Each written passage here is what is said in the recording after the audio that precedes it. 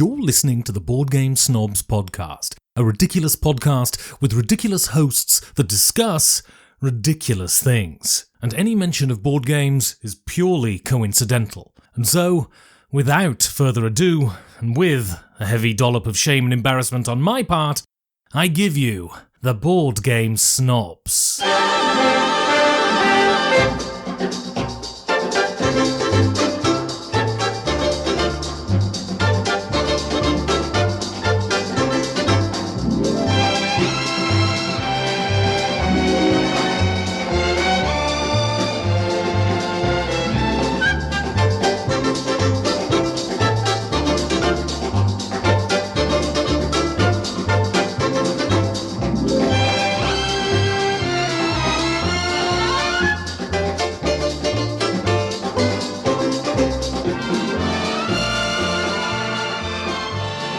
And go. And welcome to the Jerry Baker Show. Thank you all for listening. I am the host, the star, and the epitome of entertainment on this, the Board Game Snobs podcast. I'm pretty sure you already bought the title.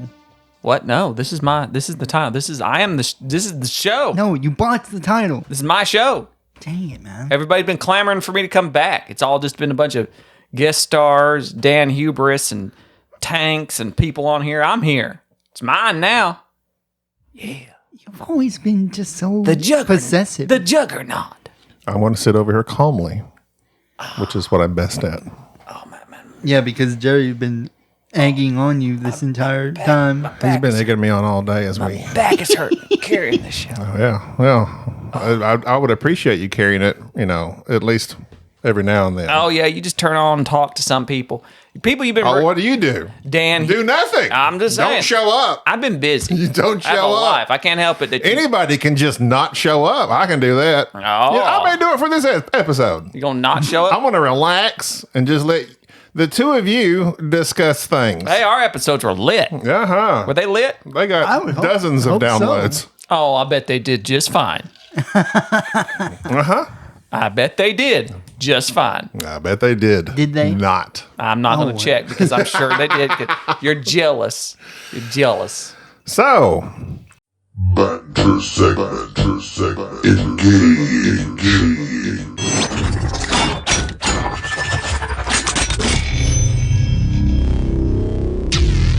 did you know? Oh, here it goes. We're going right into it. Did you know that Dan Hughes does the same thing that I do? What's that? Which is tries to move Calls you me an along. idiot? Yes. What? Berates me? Idiot. Idiot. Idiot. Okay, so actually, this is not a did you know. Oh. This is more of a personal anecdote. Oh. Cue the music. How exciting. Hello, everybody. Okay, so I'm on Sling these days. What's that? Sling TV. It's like live TV, but over the internet. No idea what that is. Of course you don't, Sling because blade. you don't understand internet things. That's why you never post to welcome to anything. Sling. You hop on, Facebook, like every other old person. You hop on there and crack some.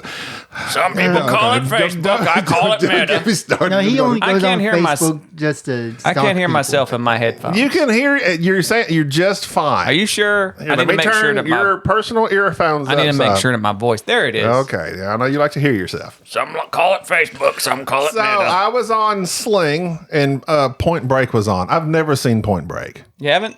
Never seen it. I watched the remake. Absolutely atrocious. And not the remake called Fast and Furious. Just there's a Point Break remake. Absolutely one of the worst shows you ever seen.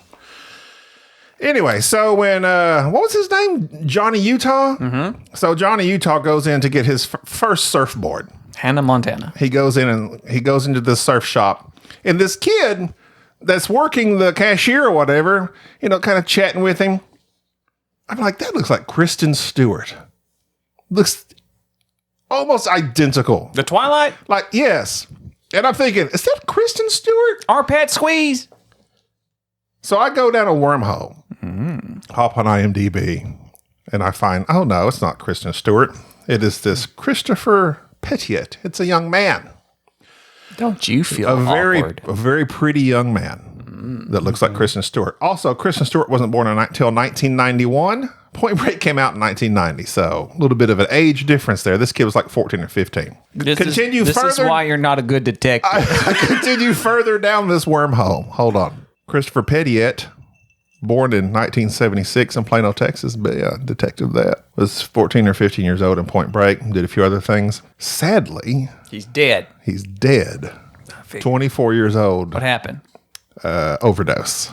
Sounds about And right. so I'm watching this movie, and I get so distracted with this Kristen Stewart looking kid that I'm like, well, what happened to him? I look it up, and I literally got sad Because he's dead? because the person is dead. And I was like, it made me sad for the rest of the movie. Hey, who else was starring Point Break? Patrick Swayze, Isn't he dead? but he was an older gentleman. Oh, okay. I mean, he was at least in his 40s But or you 50s. felt nothing for him. He died of cancer. He had a good life, and he lived a full life up until his 50s. All right, go ahead. But this young Christopher OD'd, and you OD, you go to drugs. Like, life was tough. Anyway, it was just a sidetrack for me. And I find that I get really invested in these weird random things and weird random people. And it affected me emotionally when I found out this person I've researched for at least 5 minutes now is no longer with us. It was weird. Also, I'm extremely emotional. Was watching Top Gun Maverick with my wife. Cried 2 times in that movie. One, the very first time he says, crap, what's he say? It's whatever he references Goose. Are you with me, Goose? Or what you got, Goose? Yeah, or something like that. He says something to the effect of Duck, something. duck, goose. He says, duck, duck, goose. Chief Editing Officer Gabi here. Talk to me, Goose. Talk to me, Goose was the line I was looking for. Could not think of it for the world. Talk to me, Goose. It moved me to tears. And now on with the show. And I just started crying. And Gina looked over at me and started laughing humorously because she's like, are you crying? I don't remember there being anything that What emotional. does he say? He says something, Goose. It doesn't matter. It does matter because he says it several times, and he says it at the end. Don't spoil the show. But he says it at the end. But instead of saying goose, he says rooster. Yeah. And it got me again. And then that movie does nostalgia to perfection. Because they're both named after birds. Bird people. Poultry in Motion. The movie was Poultry in Motion. It's a good show. But that's not my first Did You Know. Oh, that wasn't even a Did You Know? That wasn't even did you know that kid in the surf shop's dead? Yeah. That's unfortunate. Gee, he worked at a surf Sorry. shop. Wow. Okay, so here's the first thing. Do you know where chainsaws come from? Mm-hmm. Where? They use them from... No. Where they originated. Like, are you saying like country or what they were for? Invented. They're invented to cut off bones. Excellent. I would expect you to know this. What bones specifically? I believe the femur. Well, think female. Oh, pelvis. I'm sorry. Yeah. Before the first cesarean section in 1794, doctors used this is quite painful to even think about. Use small medical knives and saws. Saws! Before anesthesia, they used saws to birth babies that couldn't exit the birth canal. You know where that's at, Enrique? I would hope so. It's next to the Panama The Suez. Canal. We made the same joke. We made the same stupid joke. They used a practice known as, maybe you know this, Jerry, symphysiotomy? That's where you cut the symphysis out. Are you being a No, joke? that's There's where a you... symphysis is a weird iotomy, thing. and the symphysis is down by your pubis. I ought to not ask you that question. Or it's where you fire half of the symphony. Symphysis? Iotomy? Yeah. They're fired. Get right, yeah. They used a practice known as symphysiotomy, which involved removing parts of bone and cartilage to create more space for a baby to exit. You know where babies exit, Enrique? I would hope so. These procedures, at your cervix, these procedures were conducted without anesthesia That was and were good. notoriously painful for the I mothers. hope you told this story just to make that joke, because that was good. In 1780, here we go, 1780, medical chainsaws were invented by doctors to make the process of removing pelvic bone, you were correct, and thus the baby easier and less time-consuming. The saws were powered by a hand crank. These look like demonic torture tools. You spin them, yeah. It reminded me, I remember when I was a kid, my mom had like a handheld mixer. The egg beater. Yeah, the egg beater. And you crank it. That's what this is, but with a saw at the end of it, that they would cut these women. And I can't, like, just the thought of all that seems absolutely horrific and makes me thankful that I exist in the time period I exist in now. Because you can buy your own chainsaw. You can buy an electric chainsaw, and it's not used in the pelvic region. Have a Ryobi. 1780. Anyway, so it says the saws were powered by hand crank and might best be described as a modern-day kitchen knife with small teeth on an oval chain. Ovaltine. What? So you have a bunch of papers. It's been a while since we podcasted, so sir. you're just going down the list. I just got to go down this list of did you know? Did you knows? But I mean, I can sparse it out over several shows. Well, you should, because I don't think our audience can handle too much of that. Because got then they'll another know. one. What's the other one about? I got another Just give me the one. topic. Them, God. The worm puke healed soldiers. Now you're interested, aren't you? That was a word salad. None of that made. That's actually a title I created. Oh. Okay, I'll make this the last did you know for this episode. Okay. After the Battle of Shiloh, you know when that was, Jerry? That's 1864. It doesn't give me a date. I was asking you. Oh, I don't know. Civil War. It's somewhere around there. Many soldiers had to wait 2 days before they could be treated by a medic. At night, they noticed that some of their wounds glowed blue, a blue glow in the night. And these soldiers. Enrique, any ideas? Aliens. I wouldn't know. Like, I would assume it'd be like some type of fungus of some type. I'm going to insert right here. Enrique! What? Well done, sir! Yes. Look at you. He's a detective. Yeah, it would You have are to be. detective. Oh, it would have to be. It would have to be. I guess you disregarded the alien theory Jerry got in moments ago. Well, I just figured it out. I was like, it could be aliens. So they noticed some of their wounds glowed blue. Stranger still, after being treated by a physician, the soldiers with the glowing blue wounds healed faster than their non-glowing comrades. Now, I don't know why they said comrade. Like, are they Russian all of a sudden? No, comrades, no, it's not. That's not necessarily all Russian. No, not necessarily. No. Okay, comrade. If I go around saying comrade, everybody going to think I'm a communist. Well, it's just not the way it the is word. now. Because you know what? Terminology changes, Jerry, like Rondell's. Anyway. It sounds like the stuff of legend, but in 2000, hey, what do you, I can't be reading and you leering over at Jerry and talking about me. No. It's just, He's just calming me down. He's keeping me centered. He's talking me down, talking me off my ledge. In 2001, a microbiologist suggested that the glow could have been caused by a type of bioluminescent soil bacteria known as Photopodus luminescens. The bacteria shares a symbiotic relationship. What was that again? Photopodus luminescens. The bacteria shares a symbiotic relationship with a tiny parasitic worm that uses the bacteria to feed on insects. When the worm vomits up the bacteria, these microorganisms expire. But usually they're not found in warm things. But these soldiers' bodies were so cold, the worms were on them, eating their wounds, their decaying wounds, and puking up this bacteria that helped to heal them. What was it again? Photopodus luminescens. Sound like some generic Harry Potter thing. You about to make some? Shazam! You about to make some fat person start glowing? That's the glow blue. But soldiers left outside in the rainy, muddy Tennessee nights could have caught hypothermia, lowering the body temperature enough to harbor the worms in their glowing bacteria. At that point, Photopodus luminescens would have killed the harmful bacteria infecting the soldiers, which explains why they healed faster. Worm throw up healed these soldiers. Worm puke. Is that not fascinating? it is. Can you imagine looking over and seeing somebody glowing blue? Yeah, and so then Dabba-dee, dabba-doo. you didn't It's finish. like, I'm the chosen one. You didn't finish the rest of that story because you don't know it, but I'll clue you in. Okay. The writer, a young man named Frank, who was injured there at Shiloh, we go. then Here proceeded to write the Here book comes the joke. Dune about worms and people glowing blue. Well, Frank worms are helpful. Herbert. Worms are a underappreciated helpful organism.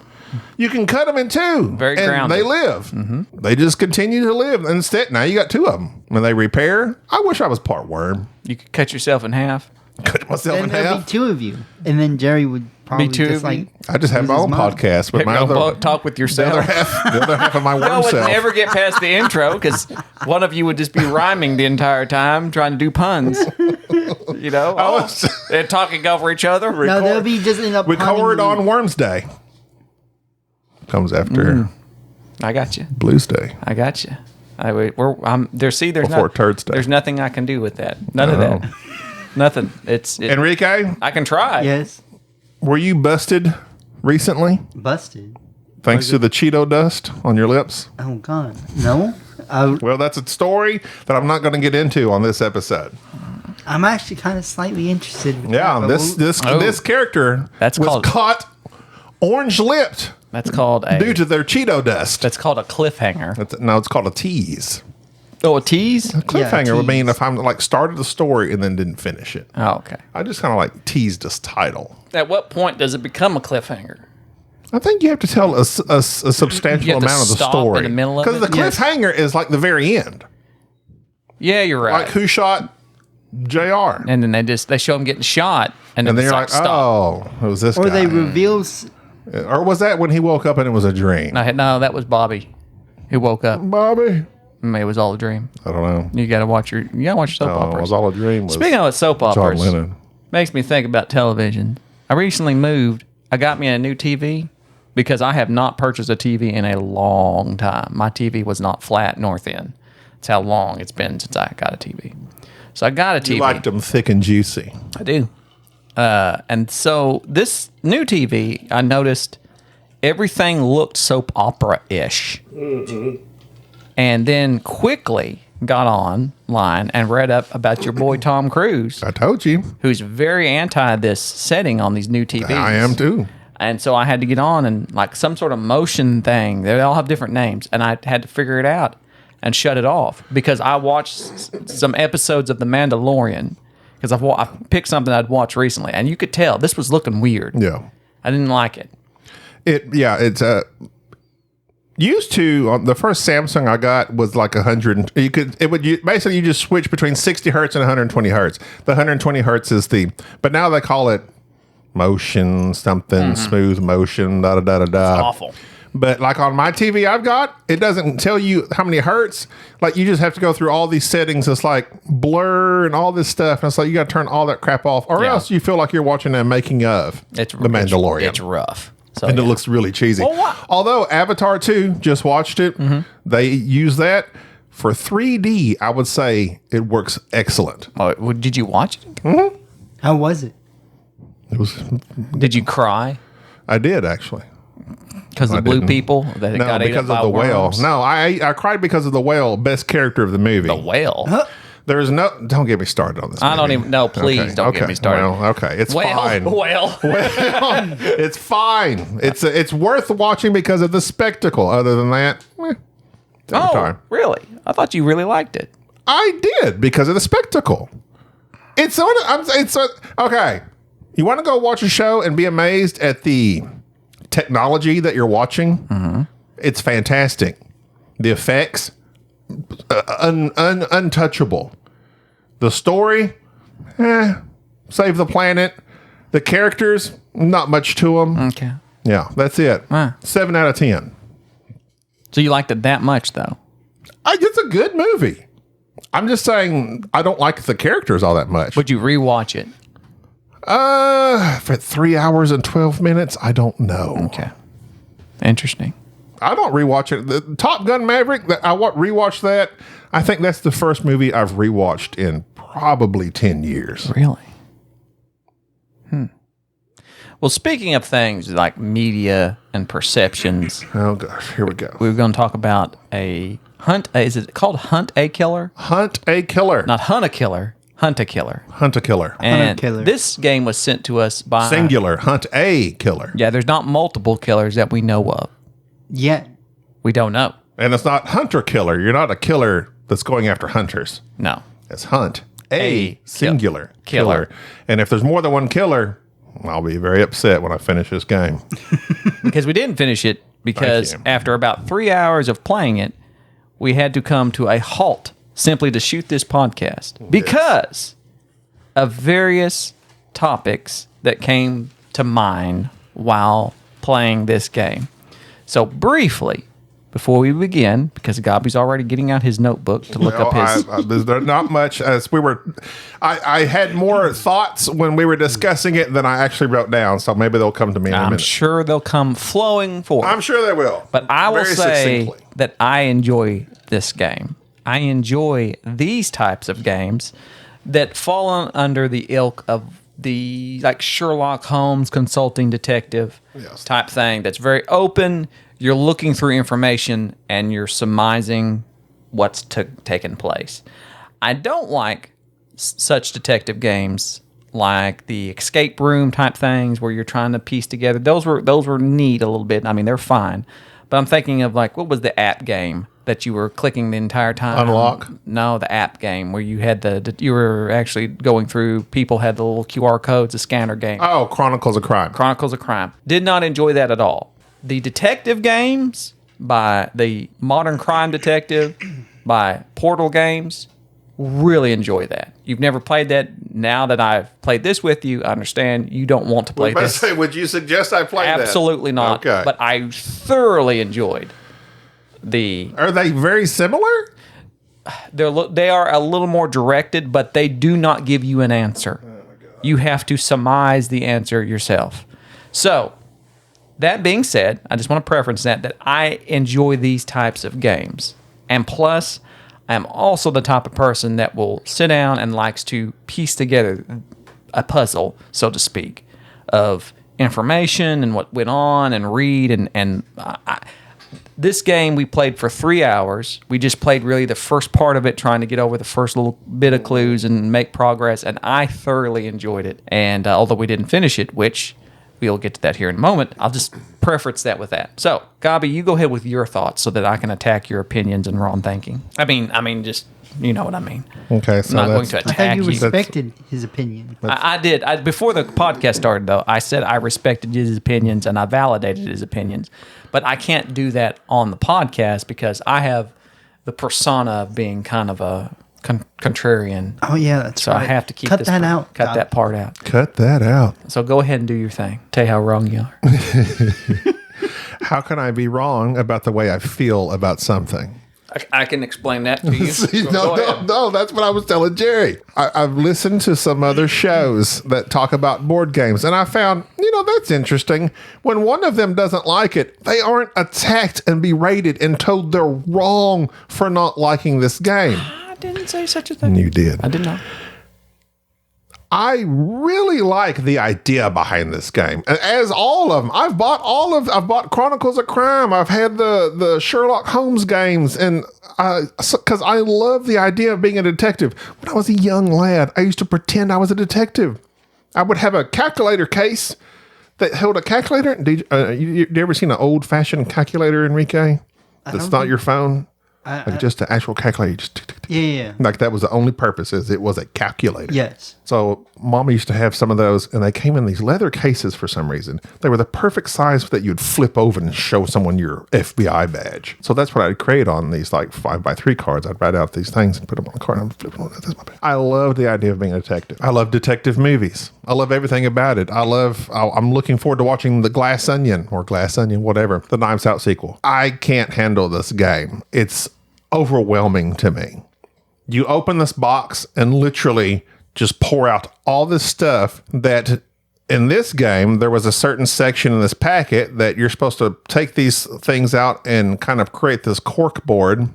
And then there's all this other stuff in notebooks and letters and magazine articles and all this other stuff that we never even got to.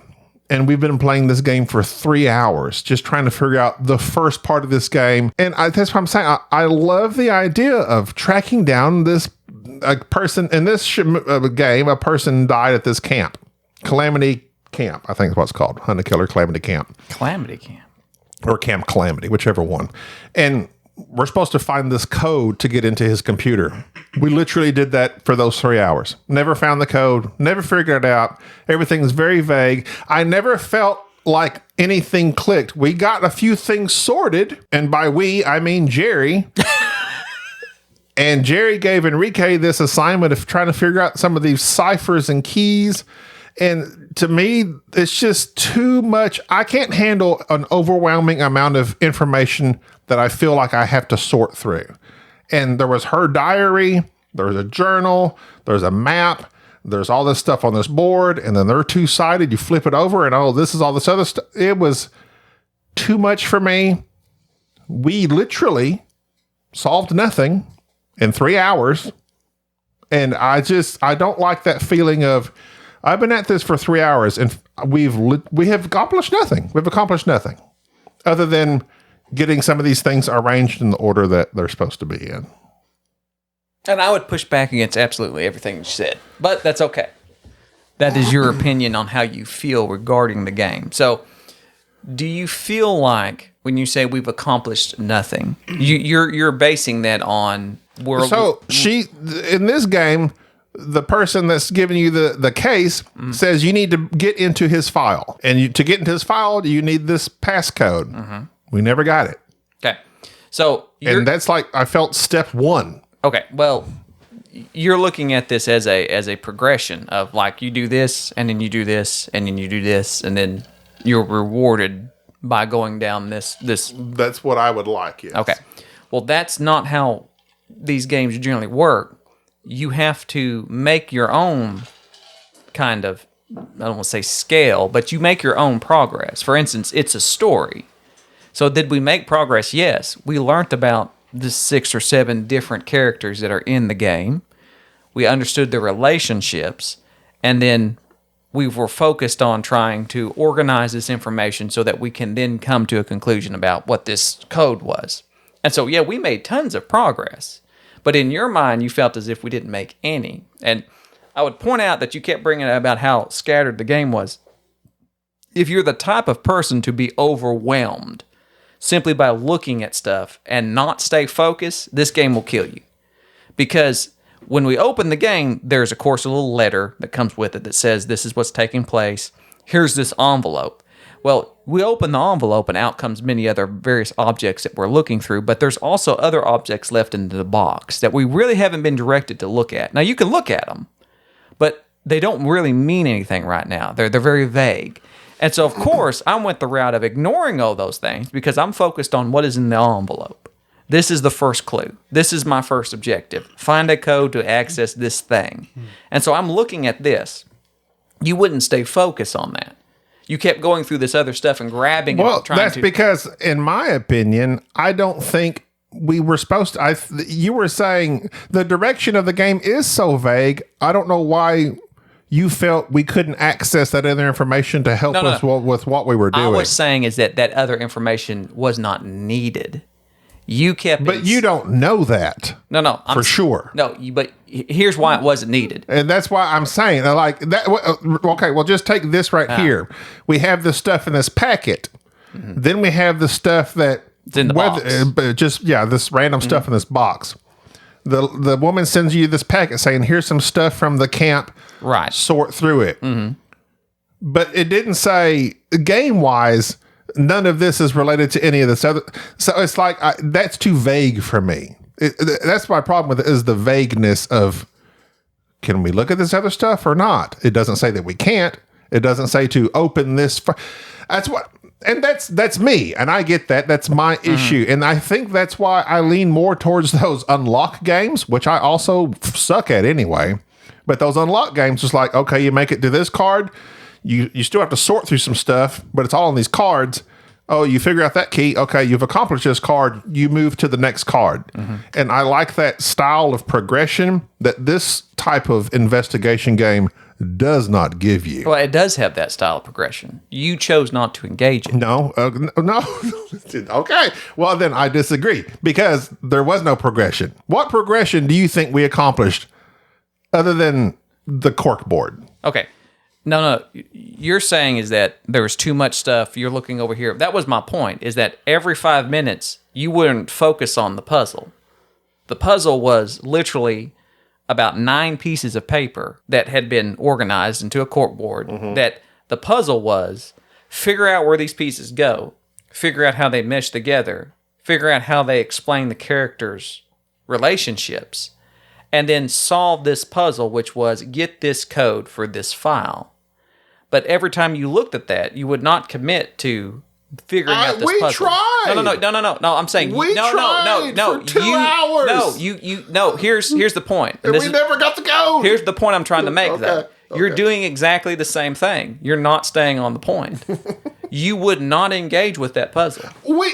I was on that puzzle with you for an hour or so. I was too. You're doing the same thing. No. Here's the point. Your perception of what I was doing may be wrong. No. Because we were sitting there, you kept saying, top of the board, top to the right. So there's the code that this guy gives. Don't okay, I guess so. That's true. Listen. So, but it gives you these 3 things you're looking for, and I'm like, we're at a complete loss. No.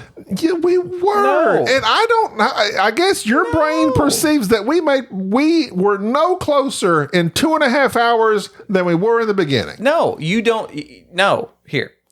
My point being, and you would continually pull out other things and look at it and say, what about this? What about this? It's like, no, just work this. This is the puzzle. This is the puzzle right here. So focus and put your energy towards that. And so instead of having all your energy focused, every 5 or 10 minutes, I'd have to stop and say, like, no, help me with this. Figure this out. Help me piece this together. That's and what we didn't in 2 hours. No, we did. 2.5 hours. But here's my point. It wouldn't have been 2.5 hours if you had stayed focused. Are you kidding me? We had those pieces of paper that we finally, okay, now I'll grant you that. Yeah. We finally figured out this way they were supposed to be laid out. And that was, it gave me a little thrill when we figured some of that out. But I guess I guess that's not enough for me. And that's why I'm going to say, I think, like you said, there's definitely personalities this game is for and not for. I enjoyed figuring out, spoiler. I enjoyed figuring out this one part. But it's like, okay, we did that. But then I felt locked down after that. Like, I feel that we didn't make progress, even though you feel we did.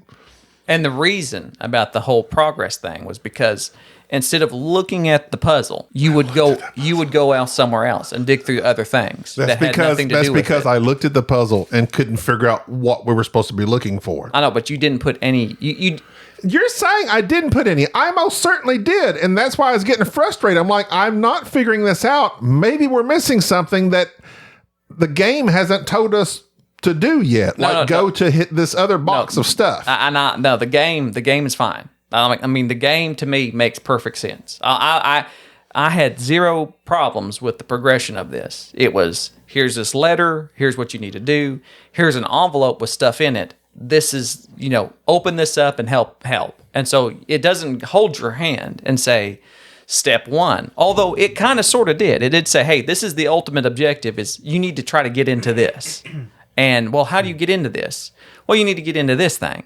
Well, how do you get into this thing? Well, you need to find this password. Here's this puzzle. Actually, there's like multiple puzzles, actually, to figure out, which we worked on. We were getting there, and we were making progress. And I guarantee you we would have gotten further. But that's, okay, well, here's another thing. I couldn't, you can't tell me, and we don't know when, because there were still several things we need to figure out. Right. And this game says like 180 to 300 minutes, which is 5 hours. Right. So we were halfway there. About right, yeah. But it's, it's about right. I would assume that, another couple hours you could have gotten there. And that's dependent on the amount of people. But here's my thing. Again, I'd say about an hour in, we started asking this question that this certain piece of information gave us. Where's this? We were asking that same question. That we got that question in an hour. I'd say we were still asking that same question an hour and a half later. We hadn't made progress on where is this point we're supposed to go to. That's frustrating to me. But you enjoyed it, and that's great. So Hunt a Killer is a success for Enrique. Jerry basically, we let Jerry be captain or head detective, whatever we want to call it, because this type of game, and that's another thing. This game could easily just be done solo. Right.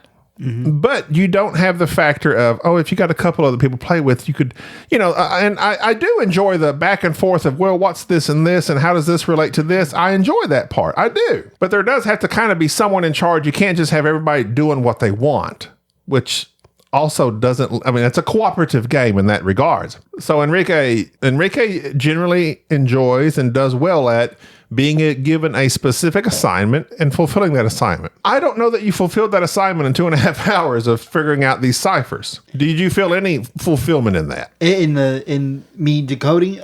Funny thing is, when I was putting the ciphers together, I'm missing something because it's just jumble. So I left it alone. I just read that diary thing, and I realized there are multiple people lying of where they've been, where they said that they were.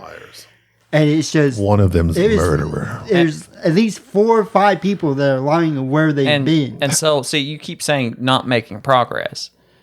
We made progress because we understand the story of it and the characters and what was going on. And you're looking at it as a very linear. We need to solve this thing. I am okay. You're wanting to make an omelet without breaking eggs. No. I don't mind breaking eggs. I just want them broken within a certain amount of time. I think is me.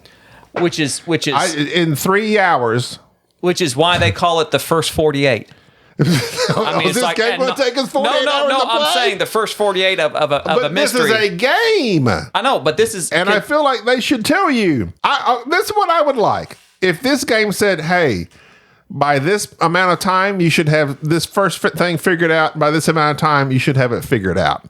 If you do not, then you need to seek out these hints that we provide for you, which they do provide hints at this, their website, which we did not access because Jerry doesn't like using the hints. No. And I understand that because that's not real to investigation. If you want to do this like as kind of an RPG thing. Right. And I have like a general idea of like who wrote that certain note. It's just... But so your complaint is that the game is too free-formed. It's very... Well, okay. Excellent. Thank you.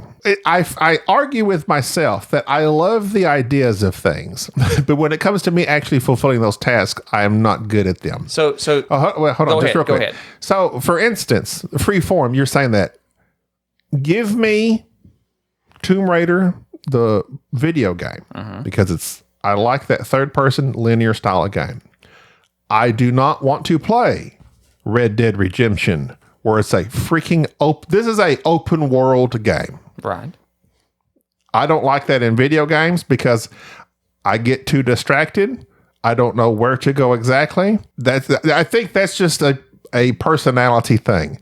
This game is not for me. It's too open world. It's too free form.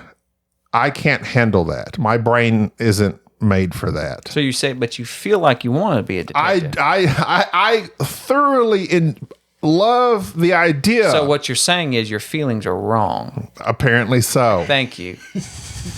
So, according to your definition. No. You just said it. No, according to your definition. No. You feel like you want to be a detective. I want to be a detective.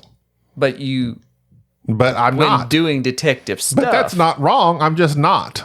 No. But when doing detective stuff, you don't like. Well, okay, here's the thing. Why do you always feel like you have to make my feelings about a game, they're wrong, yours are right? No, I'm not saying that. No, I've already said... That's what you just said. No, I did not. You said you tricked me into saying my feelings were wrong. You said it. I just asked you. No, it's just I want to be a detective, but I'm not geared for that. Okay, so perhaps... Here we go. Perhaps what you enjoy about the idea of being a detective is the idea of being able to figure something out. Yes. In a finite amount of time. Yes. 30 minutes. Like the regular. No. I played this for 2.5 hours, and at 2 hours is when I started going, okay, guys, when are we going to be done? I really don't think you used the term give play me an hour and a half. Play it very loosely. I'm saying is that your perception of a detective is something that you see on television where they see something A, B, C, D, they go down the line and they finished it within a small amount of time. That is your perception. It needs to be wrapped up in 52 minutes with commercials. There you go. And so my point is that this type of game is very free-formed, and people who will not focus, who aren't the type to say, I'm going to take this information and go, I don't have to have everything spelled out for me. How do you say not focused as opposed to I can focus for a certain amount of time? I was focused. I was with you until an hour and a half in. No. I'm saying there's And then I begin to lose focus. okay. I'm trying to think of what that's because that's a good term. That's a good question. What do you mean by stay focused or lose focus? My definition of focus is that when I'm engaged in an activity, however long that activity is, I can give a certain level of energy towards it. If that makes sense. Like I'm in it. I'm in it until I'm in it until it's done or till it's that's not me. Okay. So that's my definition. So like when you pick up a book and read it, when I pick up a book and read it, I can read it even if it's a book I really enjoy, an hour tops. Okay. No. If I truly love a book, if I'm into it, there is no I'm in it. I'm in it till it's done. 5 hours later. Basically, yes, there is no. Basically, you could also say you're very passionate about doing the thing you're doing as well. And it doesn't have to be passion. Well, I'm trying to figure out. But it can be intertwined. I'm trying to focus. Is that just? I mean, basically, they call it now ADD or whatever. It's a lack of attention span. I can give something attention for a finite amount of time. Okay. I'm glad you brought that up. So first off, before we end this, I'm going to just say right now. We're not going to end it because we have an email to get to. I know, but I'm going to end this thought regarding this game. I thoroughly enjoyed this hunt a killer thing. This is something that I would probably subscribe to this and be thrilled to death to do this, and would be just fine doing it by myself. Or with my wife, because my wife would get into this in a heartbeat. I can see that the two of you and even Enrique. We were sent this copy. They reached out, Jerry. They reached out and said, "Hey, we'd like to send this to y'all." They very nicely did so. We had a good time. I had a good time up to 2.5 hours. Jerry is willing to go on. I would still be playing it. Yeah, he would still be playing it. So I think what we established is this game is for certain types of people. But before you lose your thought, go ahead. If you like Sherlock Holmes Consulting Detective, this is up your alley. If you like certainly the Modern Crime Detective by Portal Games, I love that too. Then this is up your alley. This is the same vein. Thoroughly enjoyed it. If that's something that you want to do, I mean, definitely check out Hunt a Killer. But my point is about being focused. Recently, I read a book on about creativity. I thought about this a lot when I was listening to your podcast with Daniel Hubris, Mr. Dan Hughes, which that would be a great... Dan, I made you a mixtape, Hughes. Is that the name of the game? The mixer tape? Mm-hmm. That would be a great superpower for Dan. He's hubris man, just walking around being very pompous. Nothing can lower his self-esteem. But anyways, the book was on the War of Art, not the art of war. The War of Art. The War of Art, yes, by Pressfield. Did it take you longer than an hour to read? 3-4 hours. Oh. All at once? But and so this book was discussing about how, as writers or any type of creativity, you have to become a professional. And basically what this gentleman goes on to explain is that creativity is not just something that you have, it's something that you commit to. Mm-hmm. So, and I've often harped on you about, various things regarding creativity, because I think you are very creative in certain veins when you choose to be. And what this brings up... You ought to be. What this brings up... That's a big vein. It's the largest. It's the largest vein. Isn't it? Straight to the cockles of your heart. The aorta? It ought to be. It probably is. But the idea that you are a professional, meaning you want to do something creative, you show up and you do it. You commit to doing it no matter what. He talked about how, he's writing a book. He shows up, he starts every day. It doesn't matter if he's motivated to do it. He's a professional. He does it. Just do it. And after a while, you become creative because you're committing to it. So similar to another book called Deep Work, which is about how, you kind of you read so much. You kind of keep yourself away from various distractions. And you are just focused on this thing. Like just writing. Just start writing and write for hours. Yeah, you just sit there. And eventually... And force yourself to. You not force. I would have to force myself to. And that's a weird phrase when you say force. It's as if it is, because this is another thing that's very interesting along the lines with Pressfield's work, is that we use language or ideas that make it seem like we don't have control over it. Like, you don't have to force yourself to do anything. You can control yourself to do it. It's whether or not you want to do it or not. So, for instance, to force Enrique to do something, I'm going to have to physically threaten him, fight him, do something. I want Enrique out of this room. He says no. There's going to be me pushing him, fighting him. Fisticuffs. Yes. Forcing yourself. My money's on Enrique, like, just FYI. You're not going to be able, like, forcing yourself. Like, the idea is you just don't want to do it. You're fighting against something internally that just says, I might not want to sit here, but I can physically make myself sit here. I'm not forcing myself to do it. I'm choosing to sit here. So, for instance, along these lines, let's take this podcast and my editing. Mm-hmm. To edit this podcast, depending on the length, is generally several hours. Right, because of my Tourette's. And I cuss enormous amount of time. Your frenetic cussing. Yes, I can't help so, it. Oh, wait, hold on. I've tuned you out. You hold out your nose breathing. But it's okay. Go ahead. But yeah, your cursing is very abundant for No, I turned up Don't- your microphone. Don't make it worth something. Don't Tourette saying shit. So I always say I don't enjoy editing, but I think deep down I do enjoy editing. But because I can edit this podcast for as long as it takes me, Right. and I will do it. And oftentimes, because of this self-imposed timeline, if we publish on Tuesday, 11 p.m. Central Standard Time, sometimes I'll stay up late on Mondays and just edit for hours and hours, trying to just get everything, whatever. But I'm just saying that's something that I feel like I don't enjoy, but yet sometimes I feel like I force myself to stay up and do it. And my point is on that is because that is a creative output, because you take a lot of pride in the sound or the editing of this podcast for some reason. I do. And you particularly like doing, not necessarily like doing it, but you like the product of it. And so because of that, you're not forcing yourself to sit here and have to fight with this. You're being a professional.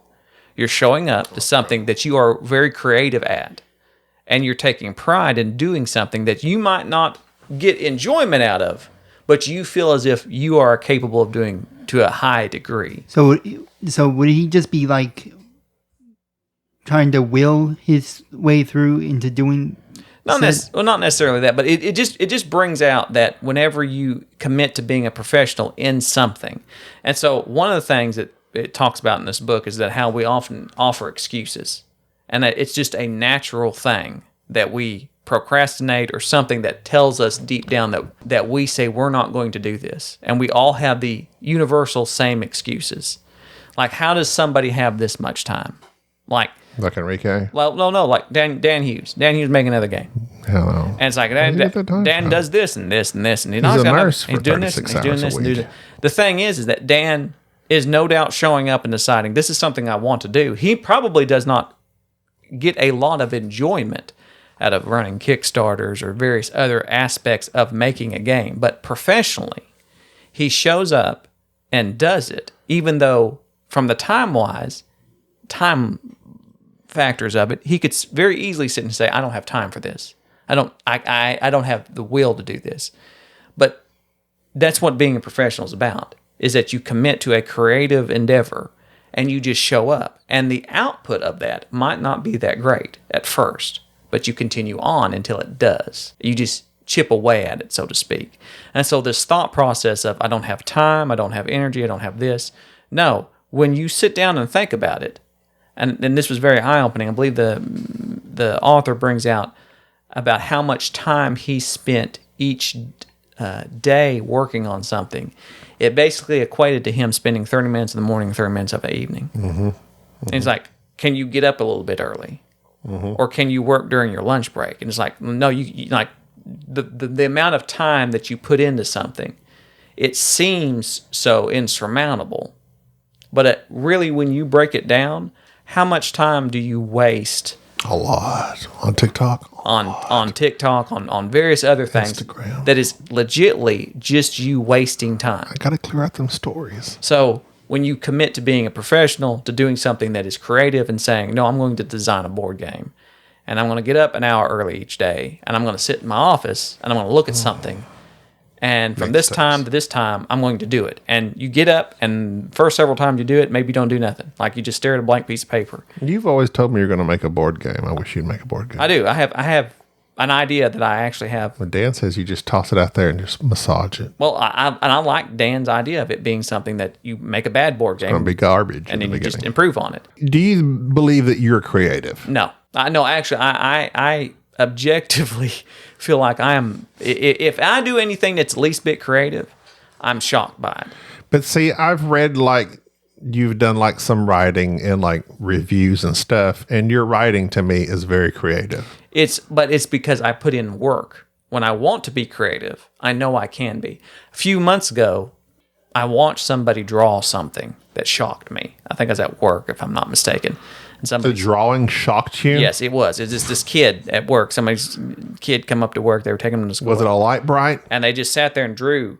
And as I'm sitting there going, how's this kid? I was like 14, 15 years old. How do you draw like that? Because my handwriting's atrocious. Practice. And they're like, well, you buy pencils and you just Start sit and do drawing. it. Yeah. And which is what I did. I bought some pencils on Amazon. And then I sat one day and just messed around and realized this is awful. Like I just kept drawing random stuff. And then finally I watched some YouTube videos. This is how you shade. This is how you do this. Okay. And then it was very nice. There's applications on your phone that you can look up and show you step by step how to do things. And I drew something that to me, when I was done, it was really, if you had told me I drew this, I wouldn't believe you. Like What was it? It was a random A dragon no, it was an anime character. with a new Jerry atop it. It was a riding atop the it was a- dragon. You are the last one. You are the only one. You are the only one. Owen. You touch me. Why do you have me doing this now? You saddled a dragon. Saddled a And dragon. drew yourself riding atop it nude. You'll, That would be amazing. I would love to see that. you always have my heart. So why are we on this subject I'm again just when saying, it comes to the Hunter it Killer game? shocked me because I put forth effort Focus. and That's what focused we're on talking something and sat about. I've lost focus on why we were talking and about went, it. why is this? Why is and so This conversation's gone on too long. so these games like this, like Just this hunter killer thing, to me it is like I look at it as a creative endeavor. Like this is a challenge. This is something where somebody else has pieced together a puzzle and they're saying this is going to be hard for you to figure out, and I'm going, yeah, but I bet if I spend enough time, I will. And like I'll take this home and sit and enjoy this thoroughly. That's why I find it interesting. You think of it as creative endeavor. When to me, I think of it as like a logical puzzle. So it's more like you have to have this logical type mind. Well, there is a bit of logic to it, but so much of logic is a straight line. So, like, logic is you hear. A lot of creativity comes from weird things that don't necessarily seem like they connect, and that's what this represents. Okay, so quick question. Not so quick. I want to be creative. Which you are. Okay. But let's just say someone wants to be creative. Okay. That's my question. Can someone not creative through effort become creative? Is that like something like, because like some people are like, oh, they're artistic. Like, kids in high school that just drew stuff. Oh, they're artistic. Can you work at becoming creative along the lines of what you're saying if you just sit down and work at it? Okay. Well, I feel like that would be like a yes, but it's a very complicated yes, wouldn't it? hard work beats talent when talent doesn't work hard. Oh, look at you. And so you can be inclined to do something. You could be good at something. And naturally I can name several people who are very much inclined Natural talent versus hard work. versus somebody just going that route. And there are numerous examples of people who have engaged in various activities that have become extremely well. I'm trying to think of the TED Talk I listened to where it was God, books and TED Talks? What is with you and information? It was a guy that was talking about memory, and this guy talked about how poor his memory was. And my God, that's me. And do you know that there was actually a memory competition where they would have people from around the world and they'd give them these strung out numbers and they had to memorize them. And this guy went from practicing, you have to look up this TED Talk. It was amazing because he talked about how he went from being somebody who was known for having like poor memory to he was champion. Like he went and like world Memory champion. Yeah, went and the things that they were giving him sounded like insane. And he talked about what you have to do to develop your memory and things of this nature. And there's various other people who have won these competitions. I think it was like, you see that meme all the time about the guy who's like the French Scrabble champion, and he doesn't speak French. He's like an American. And like just picking up various talents that they just put in the work. And they go, I'm not geared towards this, but I'm going to become this. And if you devote the time and energy to it, then yes, you can become creative. So the whole point of the war on art and various aspects of it is that, I think they should shorten that to the WART.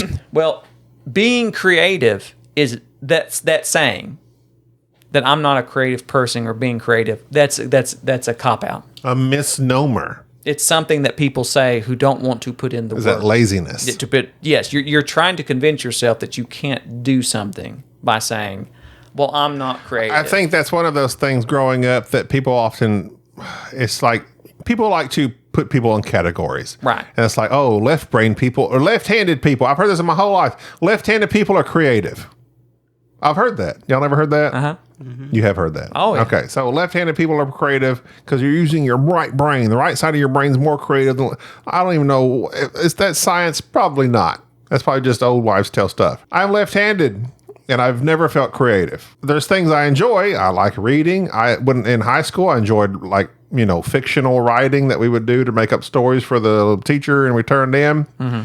But I haven't done that since then. And I think that leans to your point of, why haven't I? Well, because I don't have a homework assignment to turn in. Right. I'm in real life and I'm working a job. I have a family. But that's something I used to enjoy doing. Why don't I keep doing that? I have no answer. Like if I enjoyed making fictional stories, I could have done that and then become a writer. Right. But it takes you sitting down and writing that stuff out. Like I've also said about being a stand-up comedian. So many of them just sit down and they just write jokes. Right. And they just correct. And they just write. Right. Right. Right. And We're they the just right write writers. and they write and they write and they write and they write. And they just, it's just, I like your point. It's not so much a creative endeavor as it is a practice of, it's more of a practice of discipline. Right. Right. I keep telling you to start writing. Why aren't you listening? Okay, so let's wrap up Hunter Killer. Let's get to an email. Do we have to do an email? Yes. Okay. We have to at least do one. I enjoyed Hunter Killer. Jerry thoroughly enjoyed Hunter Killer. I want to finish it. And I am going to finish Well, the two of y'all will finish have at it. yes, just fine. very I much don't have the brain for it. I enjoyed it. And now, letters from our adoring fans and hate mail from our adversaries. We have a David Hamilton email as a Dear Snobby. David Hamilton. And David Hamilton, I think he's from Down Under, I believe. Because he asked, if I were to visit the U.S., what states do I avoid and why? Oklahoma. I say all of them except Hawaii, Alaska, and maybe California. Unless you want to go see the big city. Here's the thing. In all of these states, I just want to see stuff I've seen in the movies. That's the biggest thing. The entire middle of the United States, just skip it. Fly over it. You could go see New York City. That's cool. Boston. That's cool. It's like one of the earliest cities here. Skip over to California. Go to Hollywood, LA. That's cool. Then Hawaii's gorgeous. Alaska is like another world. Skip all the rest of it. Just skip all the rest of it. There's nothing to see in Texas, Oklahoma, Kansas. Wyoming has there's a national park there, right? Grand Teton. Huh? The Teton Mountains. Okay. Like No, that, that's not what I'm it's talking about. called. Wherever the Jackson Hole. Jackson Hole. I've been there. It's very There's some nice. pretty stuff there. I mean, you might see some pretty things, but you could literally skip all of the middle part of the United States. No, there's a lot of nice stuff there. It's a different culture. It just depends on what you're looking for. He also says, did you fulfill your childhood dream profession? Where did you go wrong? So he's assuming we did not. I didn't. I did not. Okay, what was your childhood dream profession? Mine was, it was very beneficial because my father crushed my dreams. I wanted to be an astronaut. That's what I've got. Oh, did you? And I said, astronaut, come to find out, I'm dumb. Oh, That's what I said. well, I have a long drawn out thing about astronauts. Okay. And you don't have to be smart to be an astronaut.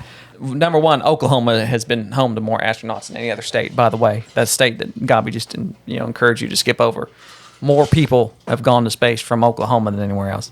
Oh, well, okay, tell me the number one thing to go see in Oklahoma. I didn't say there's anything to see. I'm just saying. Okay, well, you're relating number 2 to number 1, and they're unrelated. Well, Tulsa's nice.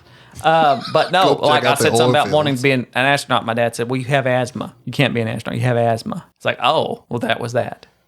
And so taught me to be more reasonable about what your goals are as a child. Well, yeah, it's like I wanted. Okay, well, what did I want to be? Indiana Jones or 007. So come on, I'm neither an archaeologist or an investigator, as we just discussed.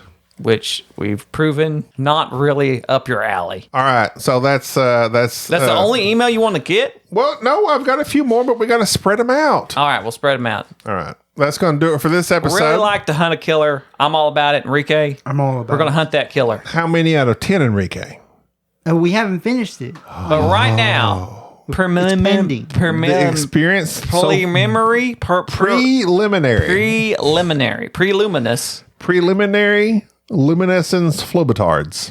How many would you give it? How many glowing worms would you give this? So far, I'll give it an 8 out of 10. Hey. There you go. 10. That's a lot of worms. 80% of worms. All right. Well, this has been my show. Thank you for coming. I'm glad to have you I was back glad for y'all to to be the here. Board Game Snobs I'm podcast. always happy to be here. All right, I'm gone. This is Jerry. Bye-bye. Thank you for tolerating this episode of the Board Game Snobs. Stay classy.